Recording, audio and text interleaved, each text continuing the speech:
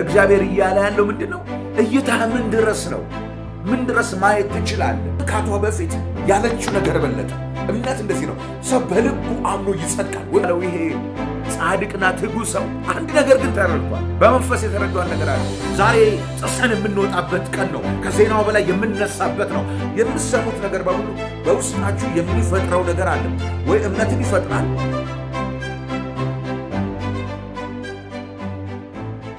እግዚአብሔር ይባረክ። እንግዲህ ዛሬም ባለፈው ካቆምኩት ነው የምቀጥለው። መዝሙር 91 ላይ ያለን ቃል ነገርኳችሁ። መዝሙር 91 ላይ ባለ ቃል ተነስተ ነው። መዝሙር 91 ቁጥር 11 ላይ እንደዚህ ይላል፣ በመንገድ ሁሉ ይጠብቁ ዘንድ መላእክቱን ስላንተ ያዛቸዋልና እግርህም በድንጋይ እንዳትሰናከል በእጆቻቸው ያነሱሃል በሚለው በዚህ ቃል መሰረት ጀምረናል። እግዚአብሔር እንዴት ቅዱሳን መላእክቶችን በመንገዳችን ላይ ሁሉ እንደሚለቅ እንደዚሁም የነሱ አገልግሎት በህይወታችን ላይ እንዴት እንደሚሰራ ተምረናል። በዚህ እግዚአብሔር የኛን ህይወት ለመታደግ እንዲሁም የኛን ህይወት ለመምራት ቅዱሳን መላእክቶችን በየጊዜው እንዲሁም በተለያየ ጊዜ ላይ እየለቀቀ በነሱ በኩል እንደሚያገለግለን እነሱም ደግሞ እኛን ለማገለግል እንደሚላኩ እየተማርን ነበር። የቅዱሳን መላእክቶች አገልግሎት በክርስቲያን ወይም በሰው ልጆች ህይወት ውስጥ ምንድነው ስንል የመጀመሪያ ያነሳነው መልእክት የሚለው ነው። መልአክ የሚለው መልእክተኛ ከሚለው ጋር የተያዘ ነው። መልእክትን ተሸክሞ የሚሄድ ከእግዚአብሔር ዘንድ የሚላኩ ማለት ነው። መልእክትን ይዘው የሚላኩ። በዚህ የመጀመሪያው ነገር ከእግዚአብሔር ዘንድ መልእክትን ይዘው ይመጣሉ። የምስራችን ይዘው ይመጣሉ። መለኮታዊ መገለጦችን፣ መለኮታዊ አዋጆችን፣ መለኮታዊ ምክሮችን፣ መለኮታዊ መልእክቶችን ይዘው ለሰው ልጆች ይመጣሉ። ይሄ የሚሰማን መልእክት ይዘው እንደሚመጡ ማረጋገጫ ነው አንደኛው። ሁለተኛው ደግሞ የመላእክቶች አገልግሎት አካላዊ ጥበቃ ያደርጋሉ። ክብር ለኢየሱስ ይሁን። አካላዊ ጥበቃ ያደርጋሉ። ዘፍጥረት 19:11 ላይ እናውቃለን ሎጥን ሊያድኑት እንዴት መላእክቶች ወደ ሰዶምና ገሞራ እንደሄዱ። ሰዶምና ገሞራ ልጠፋ ባለበት ሰዓት ላይ ሎጥና ቤተሰቡ ይተርፉ ዘንድ እግዚአብሔር ወደ ሰዶምና ገሞራ ወደ ሎጥ ቤት የላከው መላእክቶች ናቸው። በዚህ እነዛ መላእክቶች እንዴት እንደጠበቁት እዛም ከገቡ በኋላ ቤተሰቡ ላይ የዛ አገር ነዋሪዎች ሊያመጡ ባለበት ሰዓት ላይ ክፉ ነገር ሊያመጡ ባለበት ሰዓት ላይ 19:11 ላይ ታገኛላችሁ። እንዴት መላእክቶቹ እዛ የነበሩ ሰዎች አሳውረው የሎጥና ሎጥን ቤተሰብ እንዳወጡ ያሳየናል። በዚህ መላእክቶች አካላዊ ጥበቃ ያደርጉልናል። በጣም የምንወደው ደግሞ ጥቅስ አለ። ትንቢተ ዳንኤል ላይ ዳንኤል በመጣው አዋጅ አልሰግድም ባለ ጊዜ ለእግዚአብሔር ለአምላኩ በቀን 3 ሲሰግድ ይሄንንም ንጉሱ ሰምቶ ዳንኤልን ወደ አንበሶች ጉድጓድ ውስጥ እንዲጥሉት ተናገረ። ዳንኤልም ወደ አንበሶች ጉድጓድ ተጣለ። ዳንኤል ግን መጨረሻ ላይ ከወጣ በኋላ ምስክርነቱን ሲናገር እንዴት እንዳልተበላ በአንበሶቹ እንዳልተበላ ሲናገር ትንቢተ ዳንኤል ምዕራፍ 6 ቁጥር 22 ላይ እንደዚህ የሚል ቃል አለ። እግዚአብሔርም ይላል የአንበሶችን አፍ መልአክ ልኮ ዘጋ። ለዚህ መልአኮች ጥበቃ ያደርጋሉ። ዳንኤል ከአንበሳ የተረፈው በምኞት አይደለም፣ ወይም እዛ ጉድጓድ ውስጥ የነበሩ አንበሶች ለማዳ አንበሶች ስለሆኑ ሳይሆን እግዚአብሔር የላከው መልአክ የአንበሶችን አፍ ስለዘጋ ሄዶ መልአኩ አንበሶች አፍ ላይ ተቀመጠ። ምንም ዳንኤልን መብላት ቢፈልጉም ዳንኤል ግን ትራስ አደረጋቸው። ለምን ሲባል እግዚአብሔር መልአኩን ልኮ ዳንኤልን ስላተረፈው። ክብር ለኢየሱስ ይሁን። ሁለተኛ ነገሥት ምዕራፍ 6 ቁጥር 14 እስከ 17 ያለው ስታነቡት በኤልሳም ዘመን ላይ የነበረው ነገር ይነግረናል። ወደ ኤልሳም ወደ ነበረበት ከተማ እንዴት የጠላት ሰራዊቶች እንደመጡ ኤልሳ የነበረበትን ሰፈርም ከተማም እንደከበቡ ይነግረናል።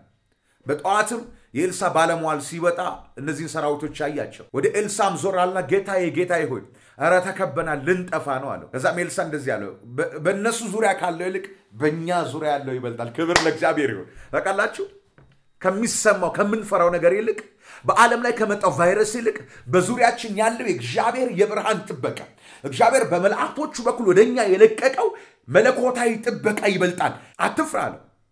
እንዴት ነው ነገር ሲለው አምላኬ ሆይ እባክህ ያይ ዘንድ አይኖቹን ክፈት አለ።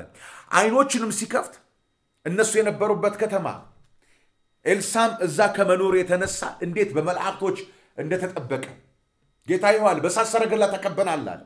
ይሄን እየሰማችሁኝ ያላችሁ ሰዎች አያችሁትም አላያችሁም፣ አወቃችሁም አላወቃችሁም፣ አሁን ይሄ ነገር ትረዱ ዘንድ የምናገረው እውነት የምናገረው እውነት ተቀበላችሁ በሕያው እግዚአብሔር የምታምኑት ሆነ የእግዚአብሔር መለኮታዊ ጥበቃ በእናንተና በቤታችሁ ላይ የእናንተ በሆነ ነገር ላይ ሁሉ እግዚአብሔር አድርጓል። በመንገድ ላይ የሚመጣ ክፉ ሁሉ አያገኛችሁም። እግዚአብሔር ይባረክ። እንደዚህም በጣም የምንወደው ሐዋርያው ጳውሎስ መንገድን እየሄደ ባለበት ሰዓት ላይ ሐዋርያት ምዕራፍ 27 ላይ ታስረው እየሄዱ ባለበት ሰዓት ላይ እንዴት አውሎ ንፋስ እንደመጣ መርከባቸው እንደተበታተነ እንመለከታለን። ጠዋት ላይም ሲነጋ ፈሩ፣ የሚሞቱ መሰላቸው። እነዛም ወታደሮች ተመካከሩ፣ እንደዚህ እንግደላቸው ሊያመልጡ ነው ሲል ጳውሎስም እንደዚህ አለ፣ የእርሱ የምሆነውና የማመልከው እግዚአብሔር በሌሊት መልአኩን ልኮ እንደዚህ ብሎኛል፣ አንዳችሁም አጠፉ። እነሱ የሚያዩት በዙሪያቸው ያለው ማዕበል ነው። ጳውሎስን እነሱ ያላዩት ነገር አይቷል። የእሱ የምሆነውና የማመልከው አምላኬ መልአኩን ልኮ ይኸው ማታ ባጠገቤ ቆሞ ነበር፣ ነግሮኛል፣ አለሁ ብሎኛል አለ። ኢየሱስ ጌታ ነው። ከየትኛውም የህይወት ማዕበል የሰው ልጆችን ከሚያጠፋ ከየትኛውም ማዕበል እንጠበቅ ዘንድ እግዚአብሔር መልአኩን ወይ መላእክቶችን ወደኛ ይልካል።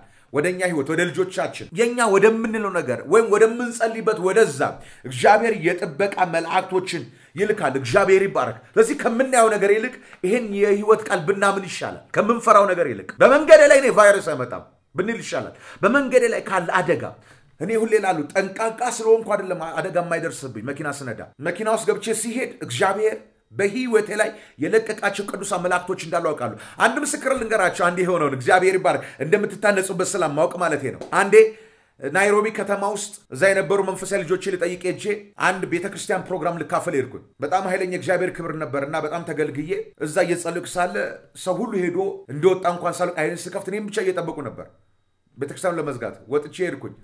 ያኔ በፕሬዝዳንት ኪባኪ ዘመን ነው። ምንም የናይሮቢ ጉዳይ ቢቀየርም ግን በጣም ብዙ ውንብድና አለ፣ ብዙ አስቸጋሪ ነገር አለ፣ ይፈራል። ከዛ ስወጣ ትራንስፖርት የለም። ያለኝ አማራጭ ወደ ማርፈት ወደዛ ቤት በእግሬ መሄድ ነበረብኝ። በእግሬ እየሄድኩ ሳለ 4 ኬንያዊ ናቸው የገምታለሁ ሰዎች መከተል ጀመሩ ነኝ እና ጠረጠርኩኝ። በውስጥ ያን ነገር ገባኝ፣ ሊዘርፉኝ እንደሆነ ገብቶኛል።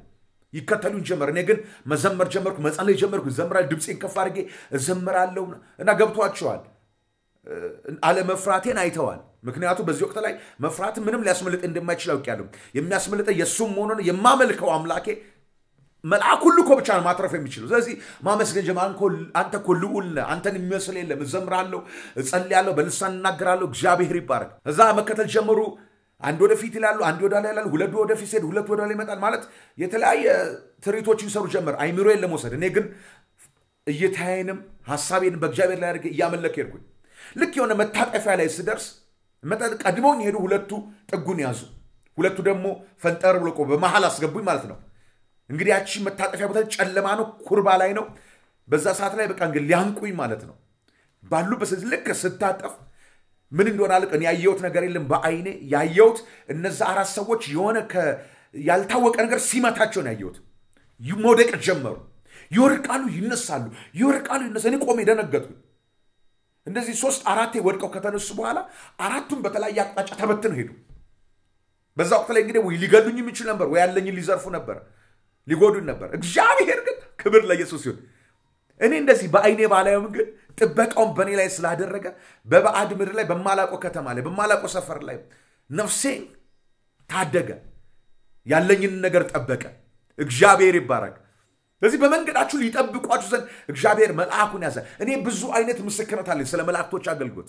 እግዚአብሔር ይባረክ። እንደዚህ ከመኪና አደጋ ተርፌያለሁ። እንደዚህ እያየሁ የብርሃን ጉልበት ሲያልፋየው የነበርንበት መኪና ገደል ውስጥ ገባ። ነገርኳቸው። ገደል ውስጥ እየገባን መልአኩን አይቻለሁ። ምንም አንሆንም አለን።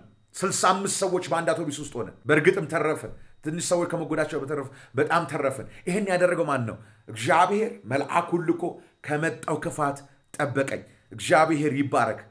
ክብር ለኢየሱስ ይሁን። ስለዚህ ይሄ ቀላል ነገር አይደለም። ይሄ ነገር የምትሰሙ ሰዎች በሙሉ ይሄን ነገር እንድታስተውሉ እፈልጋለሁ። ክብር ለኢየሱስ ይሁን። ሶስተኛው ያስመልጣሉ። ቅዱሳን መላእክቶች ያስመልጣሉ። ከተያዝንበት ነገር ከግባን ነገር ውስጥ ያስመልጣሉ። በሐዋርያት መጽሐፍ ላይ በተደጋጋሚ ከምናየው ነገር አንዱ ምንድነው? መላእክቶች የመጡ እንዴት ከእስር ቤት እንዳስመልጧቸው ነው። ሐዋርያት ሥራ ምዕራፍ 5 ላይ እንዴት አድርገው በሐዋርያቶች ላይ እንደተነሱ በተለይ ጴጥሮስና ዮሐንስን እስር ቤት እንደከተቷቸው እንመለከታለን። ልክ ቁጥር 17 እስከ 19 ያለውን ስናይ ደግሞ እግዚአብሔር ጌታ መልአኩን ልኮ በሌሊት ወደ እስር ቤት ማለት ነው የእስር ቤት በሮችን ከፍቶ ክብር ለኢየሱስ ይሁን እንዳስመለጣቸው እናያለን። በተለያየ ነገር ውስጥ ለገቡ ሰዎች ትልቅ ተስፋ አለ። እግዚአብሔር በመላእክቶች አገልግሎት ሰዎች ከተገቡበት ነገር ውስጥ በሙሉ ያስመልጣል።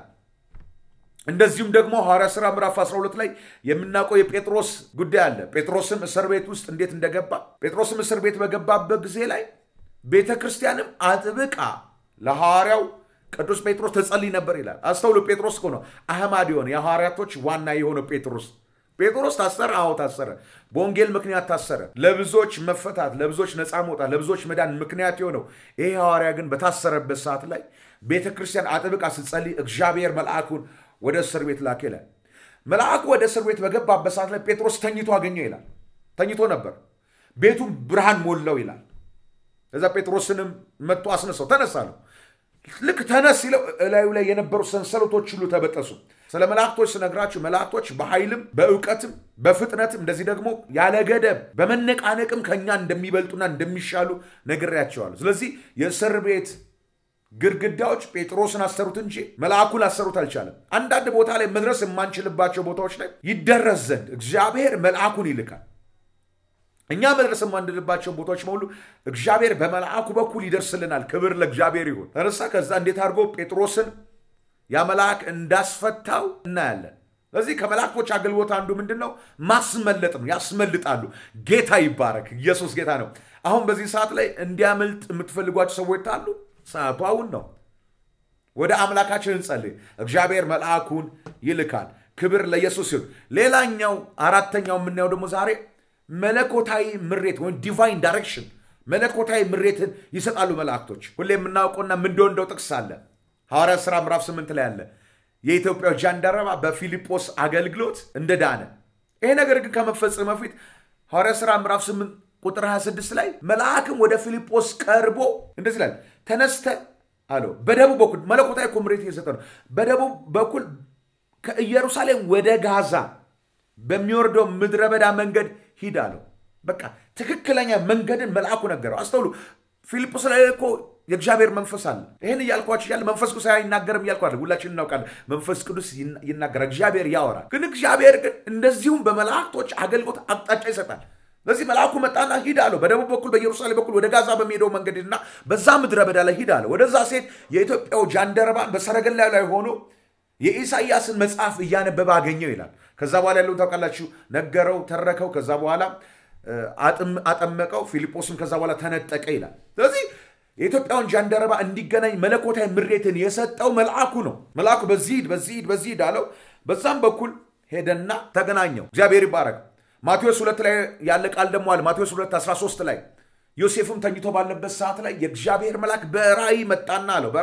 በራእይ ነው መጣና እንደዚህ አለው፣ እናትየውን ከልጅየው ጋር ይዘህ ወደ ግብፅ ሂድ፣ ምክንያቱም ሄሮድስ ሊገለው ይፈልጋልና።